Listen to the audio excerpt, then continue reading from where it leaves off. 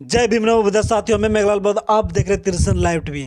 आज बात होगा बागेश्वर बाबा धाम का पोल खोल, जो धीरेन्द्र शास्त्री दिन ब दिन सोशल मीडिया से लेके यूट्यूब से लेके आप फेसबुक ट्विटर हर जगह वो छाया हुआ है। कभी हिंदू राष्ट्र की मांग तो कभी बहुजनों के अत्याचार तो आए दिन देखने को मिल रहा है। ये पाखंडी पूरा समाज को धर्म के नाम पे लड़ाने का काम करता है और हर समय धर्म के नाम पे लोगों को बहका के धर्म में डुबाने के काम कर रहा है। तो चलिए हम कुछ हमारे जो यहाँ पे मेंबर साथी जो उपस्थित हैं, ये संविधान के क्लास देते हैं और संविधान के बारे में जानकार काफ़ी हैं और साथ ही साथ बच्चों को अंबेडकर कोचिंग सेंटर भी चलाते हैं।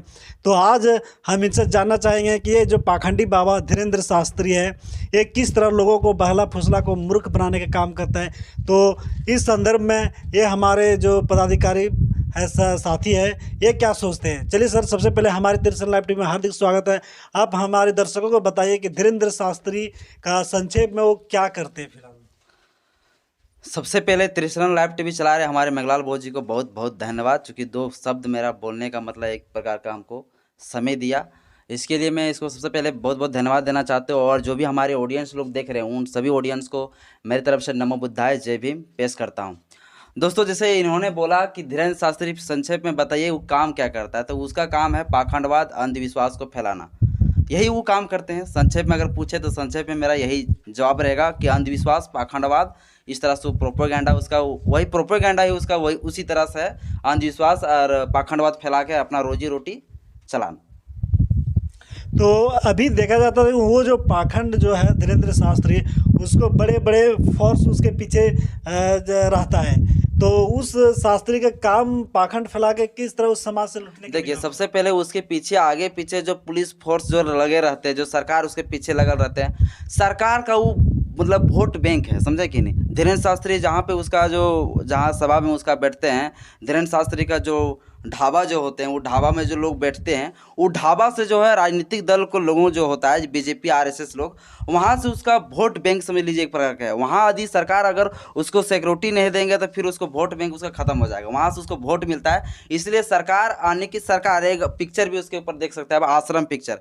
आश्रम पिक्चर में एक बाबा होता है ढोंगी बाबा, और ढोंगी बाबा किस तरह से देश को पूरा जो है कब्जा करके रखता है, उसी प्रकार से ये धीरेन्द्र शास्त्री जो है पूरा तरह से शासन व्यवस्था को कब्जा कर लिया। इसीलिए उसके पीछे जो है पुलिस फोर्स लगा रहता है। यानी कि एक प्रकार का संविधान का विरोधाभास काम कर रहे हैं। कोई भी जो है जितना भी जो भी हमारे भारत का जो संविधान है, उसमें आर्टिकल नंबर 51 देता है, फंडामेंटल ड्यूटी देता है। उसमें देश को अच्छा से चलाने का एक ड्यूटी, मतलब सभी लोगों को, नागरिक को राष्ट्र की एकता और अखंडता को बनाए रखने का उसको अधिकार देता है, जो आर्टिकल नंबर 51 कहता है। लेकिन ये लोग पूरी तरह से राष्ट्र की एकता और अखंडता को ख़त्म करने का विचार में लग चुके हैं। और ये लोग हमेशा हिंदू राष्ट्र की मांग करते हैं, जो कि बिल्कुल यह जो हमारे प्रस्तावना में भी धर्मनिरपेक्ष लिखा हुआ है। धर्मनिरपेक्ष का मतलब ये नहीं होता है कि यहाँ पर सिर्फ एक धर्म का ही सिर्फ राष्ट्र हो। धर्मनिरपेक्ष का अर्थ ये होता है कि कोई भी राज्य जो होता है, वो राज्य कभी ये घोषित नहीं कर सकता कि यह सिर्फ हिंदू धर्मों का है। तो धर्मनिरपेक्ष का मतलब होता है वहाँ सभी धर्म के लोग स्वतंत्र रूप से फ्रीडम से अपना रह सकते हैं, ये होता है। लेकिन वो हिंदू राष्ट्र की मांग करता है, ये भी एक प्रकार का देशद्रोह का मुकदमा उसके ऊपर होना चाहिए। और आर्टिकल नंबर 51 का एक प्रकार का वो उल्लंघन कर रहा है, ये उसका सोचना चाहिए सरकार को। लेकिन सरकार भी उसके वोट बैंक बन चुका है, वो करेगा भी क्या।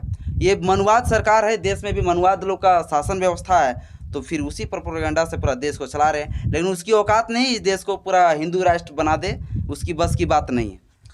अभी जो हिंदू राष्ट्र और संविधान राष्ट्र, दोनों में से पब्लिक को किसमें ज़्यादा फायदा होने वाला है, हिंदू राष्ट्र में या तो संविधान का राष्ट्र में। इसको हम संक्षेप में बता देना चाहता हूँ कि हिंदू राष्ट्र का मतलब ये हो गया कि देश व्यवस्था को एक प्रकार से खराब कर देना, देश व्यवस्था को तोड़ देना। हमारे जो भारत देश को जब जिस समय हमारे तथागत गौतम बुद्ध का जो समय था, उस समय भारत को कहा जाता था सोने का चिड़िया कहा जाता था, समझ सकते हैं। जिसके बाद जैसे ही हम ब्राह्मण व्यवस्था जब आए, इसके बाद उस समय से हमारा भारत देश को पूरा स्थिति डूब चुका है। और धीरे धीरे इस प्रकार का एजेंडा जो लागू करते आरएसएस बीजेपी वाले के लोग, वो पूरा तरह से हमारे भारत देश में जो संविधान लोगों को जोड़ के रखता है। यहाँ पर अनेक विविधता के लोग रहते हैं, यहाँ पर सभी लोग जो भाईचारा के साथ मिलकर रहते हैं। अगर हिंदू राष्ट्र घोषित हो जाता है, तो हिंदू राष्ट्र घोषित हो जाने के बाद सर्वोपरि बन जाएगा हिंदू। और जब हिंदू हो जाएगा सर्वोपरि तो वो मुसलमानों का नहीं वो वैल्यू देंगे, ना ही जैन को वैल्यू देंगे, ना बुद्धिस्ट को वैल्यू देंगे। अंत में फिर वो डिसाइड यही करेंगे कि इन बुद्धिस्ट को भी यहाँ से हटा दिया जाए, इस मुसलमानों को भी यहाँ से हटा दिया जाए, और हिंदू राष्ट्र बन जाने के बाद हमारा हक अधिकार वो खत्म हो जाएगा। जो प्राचीन समय में जो चलता था गला में मटका पीछे झाड़ू, वही हाल होने वाला है। इसीलिए बहुजन सभी साथियों से कहना चाहते हैं कि जिस तरह वो लोग आंदोलन कर रहे हैं हिंदू राष्ट्र मांग करने के लिए, तो आप लोग भी आंदोलन करिए भारत का संविधान बचाने के लिए। ये आपका राइट्स है।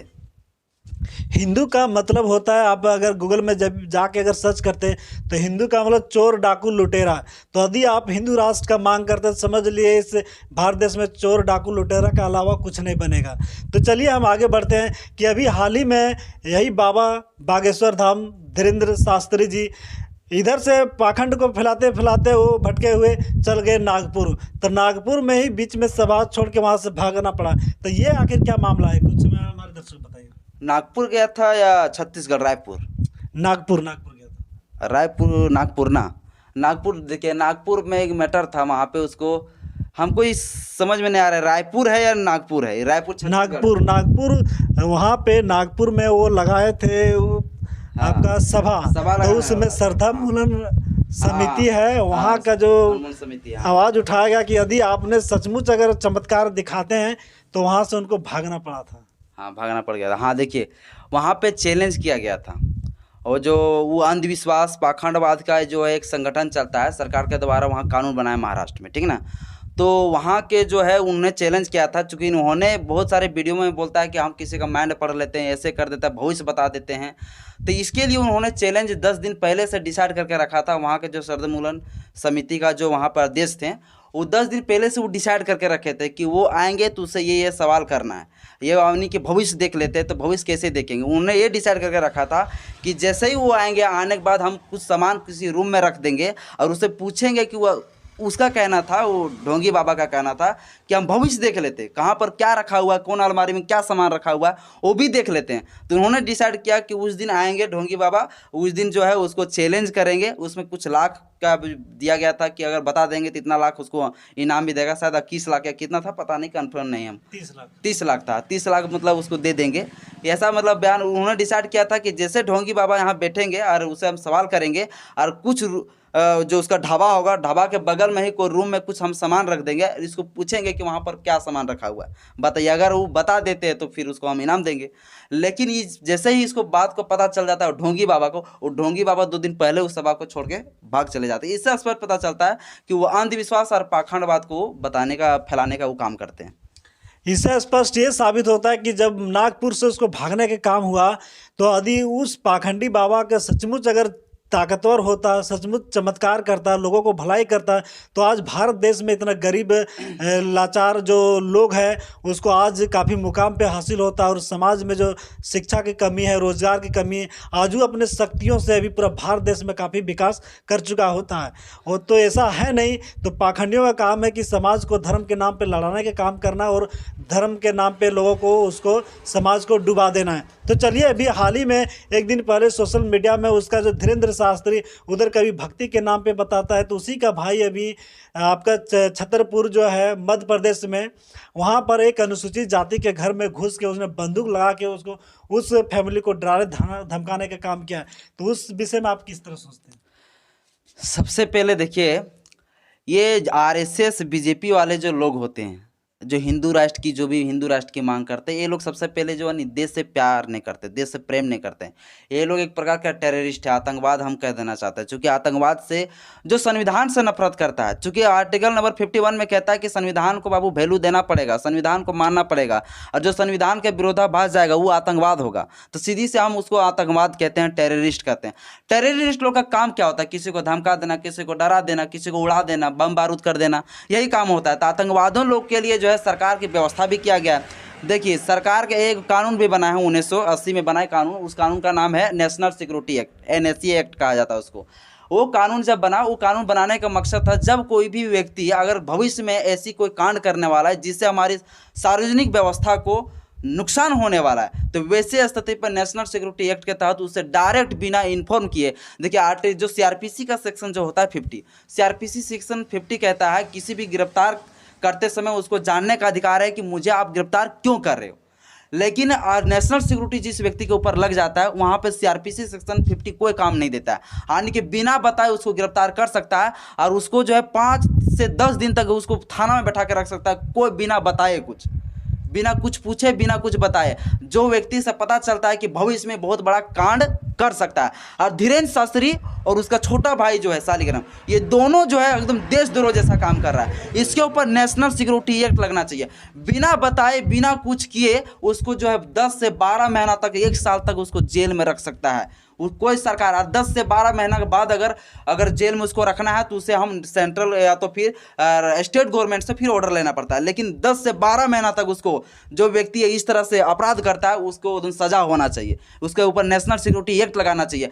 और हाँ, जहाँ पे इन्होंने कांड किया था सालिग्राम के ऊपर, जिस सभा शायद शादी था, शादी के अंदर जाके जो है दलित परिवार में, एससी के परिवारों में बेटी की शादी थी, उस समय जो इन्होंने बंदूक लहराया जाके वहाँ, मतलब कट्टा लहराने का काम किए, तो इस प्रकार से भी उन्होंने अपराध किया। वहाँ पे भी जो है एक अनुसूचित जाति को उन्होंने सिर्फ इसलिए उसको कर रहा है क्योंकि वो छोटा जाति के इस प्रकार से शोषण कर रहा है। तो वहाँ छोटा जाति होते हुए भी उसको अगर इस तरह से कर रहा है तो वैसे स्थिति में उसको जो है SC/SC एक्ट भी लगना चाहिए, जिसको कहा जाता है प्रिवेंशन ऑफ एट्रोसिटी एक्ट का सेक्शन नंबर 3। ये इसके तहत उसको जो है उसको धारा लगना चाहिए और उसको सजा होना चाहिए।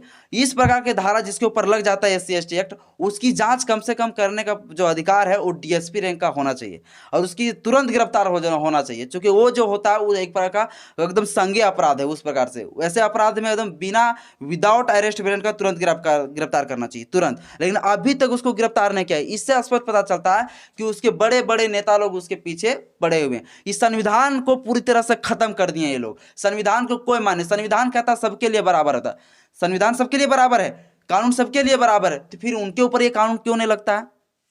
तो हमारे लोग को SC/ST लोग को सोचना चाहिए, समझना चाहिए। आज उस परिवार में ऐसा हुआ, आज मेरे परिवार में होगा, कल आपके परिवार में होगा। इसलिए सभी साथी लोग को खड़ा होना चाहिए और इसकी लड़ाई हम लोग को मिल के लड़ना चाहिए।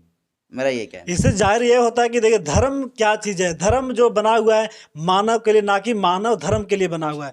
इसी धर्म के आड़ में जो बड़े बड़े मंत्री संतरी जो है उस पाखंडी बाबा के चरणों में झुका हुआ है, जिसके वजह से अभी तक उस पीड़ित परिवार को न्याय नहीं मिल पा रहा है।